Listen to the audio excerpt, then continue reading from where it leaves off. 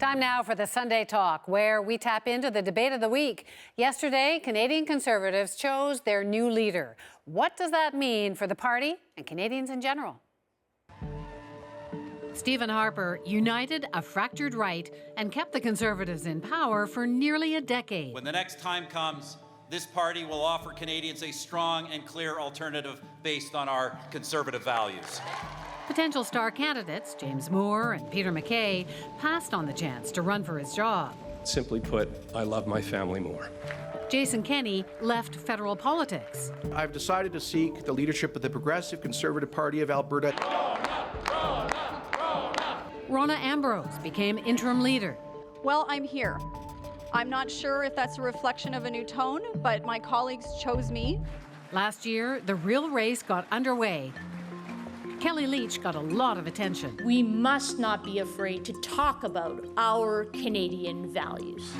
Many said a big factor in Harper's loss was the decision to sow division about Muslims. But Leitch stuck with it, wanting to screen immigrants for Canadian values. A lot of people in Canada think you are sort of the Canadian version of Donald Trump.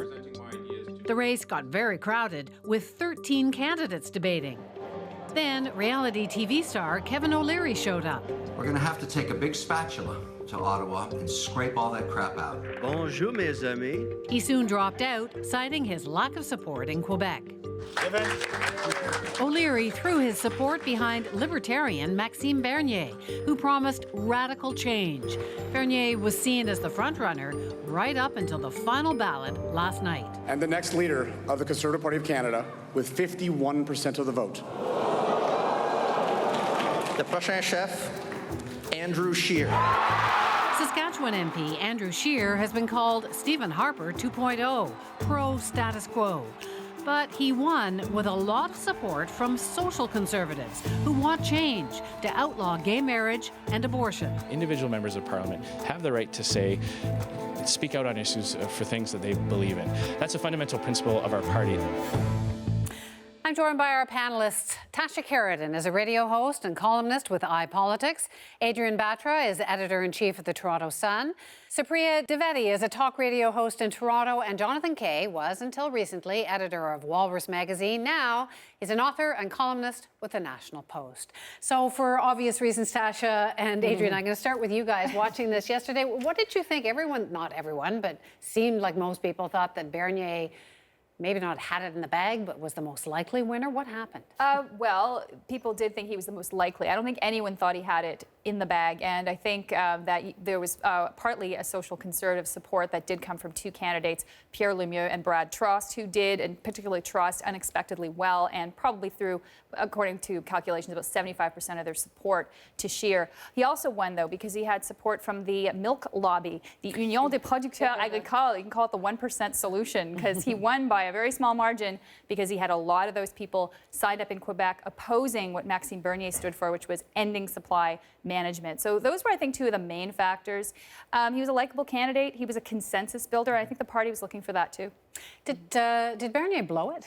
I don't think he blew it. I think that there may have been some semblance of arrogance in the last couple of weeks where they didn't have him out as much, and but the challenge, of course, is the ballots were already cast in all across the country. There were a few thousand people that actually still voted on the ground at the convention in the hall, which may have been part of the difference as well, because it was such a small margin. But there's clearly Scheer's organizers were very good in Quebec. They sold those memberships. They had great organization across Western Canada for sure, and taking that out east. So he did something right. But it's interesting to see that how everything was unfolding last night, watching their faces. I think they were both genuinely surprised at the result. Do you think that Bernier blew it? I'll move on to you guys in just a sec. But well, I think there is part of that. There may have been an aspect because his speech that he gave the night before was not a victory speech, really. I mean, it was a victory speech as opposed to a candidate speech. This is the night before the night before, yes. Yeah. And he gave a very long video of himself and then a very short cursory thank you. That's right. And he said apparently he was going to give the speech the next day when I guess he thought he would win. Well, of the people who voted yesterday, when you consider the small amount, the 1.9% or whatever differential between himself and Scheer, maybe that did make a difference in some of those people's minds because they thought he might have been taking it for granted. What was your takeaway from this, Supriya? And were you surprised?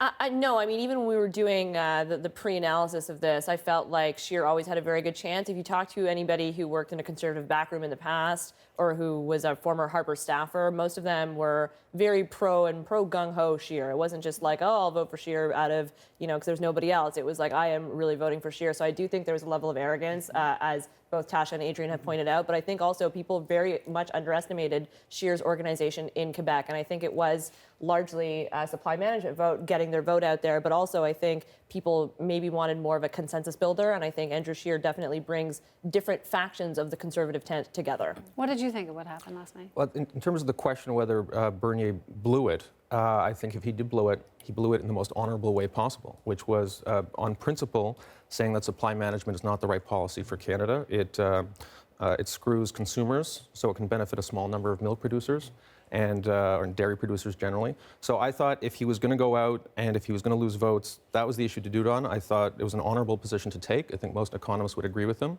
At least one person in the race was speaking forcefully for what should be bedrock Conservative policy that helps consumers. No, I think it was the silliest hill to die on, though. I don't think it's a silly hill. No, I think no, because he emphasized it in every speech. And while I agree with him and I agree with the policy, at the same time, it's never going to be a ballot question for Canadians. It basically inflamed a small group of people, and we all know that when you've got a small group of people with a big cause, they're going to fight for it. So he created an opposition that he didn't need to have to such a degree. He could have made it one of his policies, but not bring it out. And in they were speech. very vocal about it. Yes. But I don't necessarily disagree with you. I mean, I'm the same view you are with respect to the supply management issue, and yes, economists as well.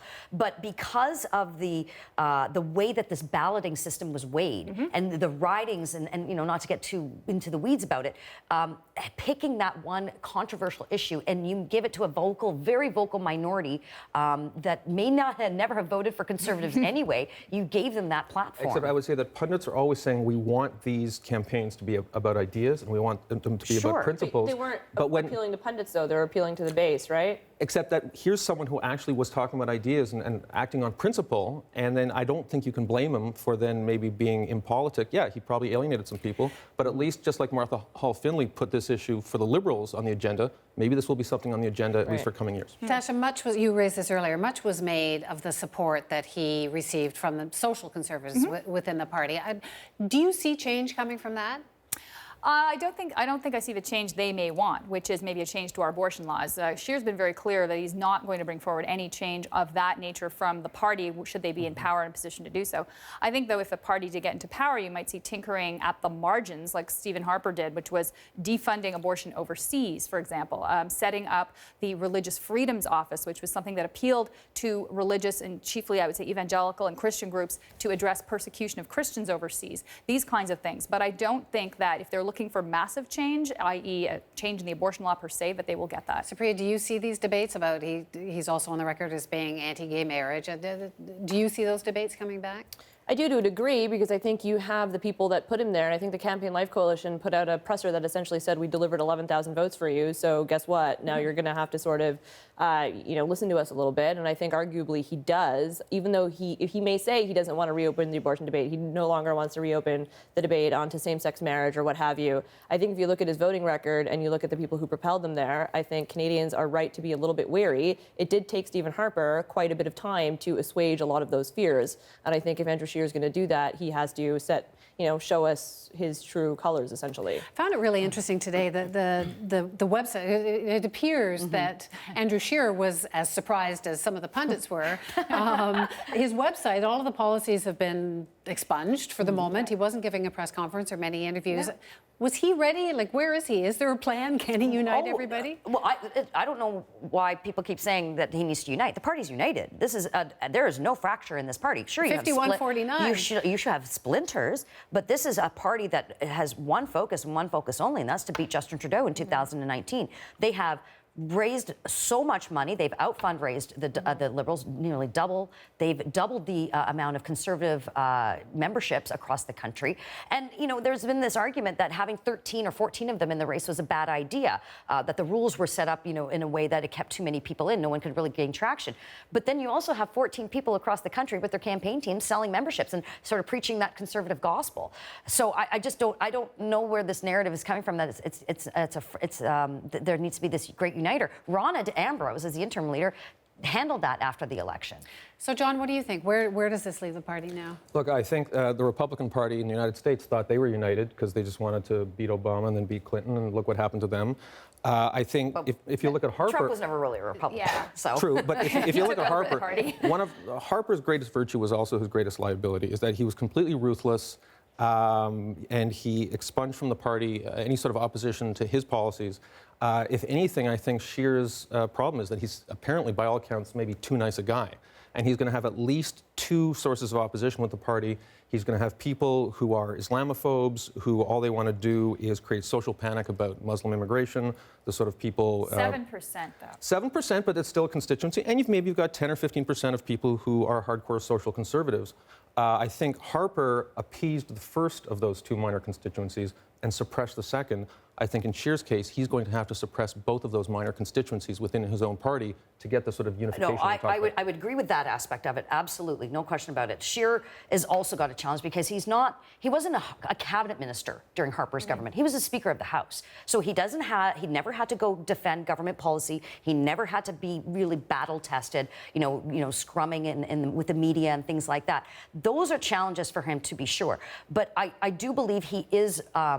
What we saw last night was indicative that it's still very much a Stephen Harper party, and I think Scheer can deal with those different factions of the party in order so they don't take over any of their legislation. I was just going to say that that's all well and good, and I think that's good for Conservatives to be the continuation of Stephen Harper, but for a lot of Canadians, that's not exactly what they want. So it'll be interesting to see how he pivots in a 2019 general election when you're appealing to all Canadians, when, you look at the millennial vote next time around will outnumber the boomer vote. So these are things that Conservatives are going to have to deal with, and if you're on the record as denying climate change or not thinking it's a serious problem, when it's like almost the number one issue with a lot of millennial voters, it ends up being a bit of a disconnect. I don't think he's denying climate change. He doesn't believe in carbon taxes, and that's a position in Saskatchewan that's incredibly popular where he's from as well. And I think that a lot of people also don't like carbon, even in Ontario where we have a cap-and-trade system. So I think that there's arguments he can make around those issues that could appeal to Conservatives, not necessarily alienate all the millennial voters, but I think to the point... Conservative stuff, though, may alienate all millennial voters. So that's something that I think even amongst me and my group of friends, we would never vote for anybody. But that's how much that comes out. And it depends how much that comes out. And that's what I'm saying. Walking that line, I agree is to walk that line, but I don't think that. I think he is a very affable individual. He also has a good grasp of French. I was sitting at the desk of Radio-Canada last night, and he did a full interview in French, and you could tell he understood, too. Kelly Leitch did not do very well. Was that a surprise, and what does that mean, John? I think the social panic over Muslims, I think it peaked in the last 6 months of Harper's tenure. Canada has already had that moment. It was a very unattractive moment politically for Canada. Panic over the niqab, over children wearing turbans on soccer fields in Quebec, and I think people were a little bit sick of that. And I think, 15%, 10-15%, whatever her constituency was, I think that's probably representative of the constituency within the party. She got 7% of the vote. That's an interesting thing. She kept saying in every email that you would get from her campaign, 74% of Canadians agree with her Canadian values test proposition. I don't know where they were on voting day, but they're not in the Conservative Party. Got to wrap up in 30 seconds. Supriya and then Adrian Quick. I was just going to say one of the reasons why I think Kelly Leitch sort of flamed out towards the end is because a lot of what she was touting was that she was going to be Trump light. But I think a lot of Canadians are looking at the way the Trump administration is unfolding and going, whoa, we don't want that even in its light form. Yeah, I think that it was obvious to me that her voters were one-issue voters, and that was it. They didn't seem to want to give her all of their support. It went elsewhere, but it's going forward for the Conservative Party. This is going to be interesting times. Well, they're all in the House tomorrow. We'll see how he does on the unity front and on everything. Thanks so much to all of you.